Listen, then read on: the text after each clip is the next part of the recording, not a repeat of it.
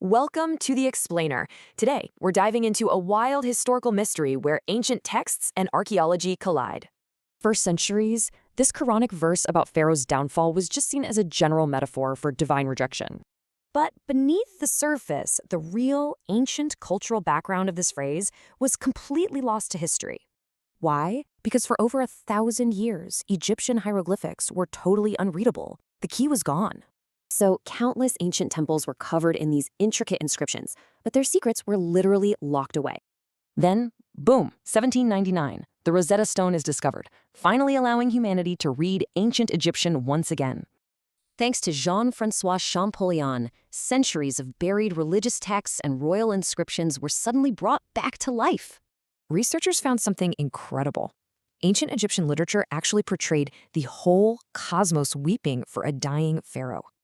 They believed the heavens, the earth, and nature itself actively grieved the death of their ruler. Now, check out this stark contrast. The verse is a direct, undeniable reversal of that ancient royal ideology. By stating the earth wept not, the text strips the pharaoh of all that ancient cosmic grandeur. It's not just about his physical destruction. It's a total, devastating rejection of his claims to divinity.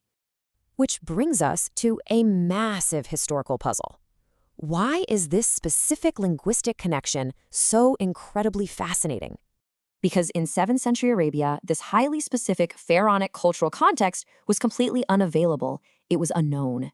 The actual detailed beliefs of the civilization were still physically buried in tombs, their meanings utterly lost.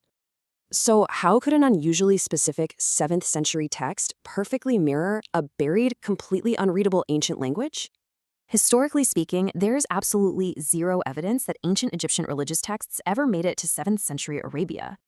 Today, believers see this as proof of divine revelation, while skeptics point to alternative explanations or coincidences. Regardless of your perspective, this text's direct engagement with a totally forgotten pharaonic ideology remains super intriguing.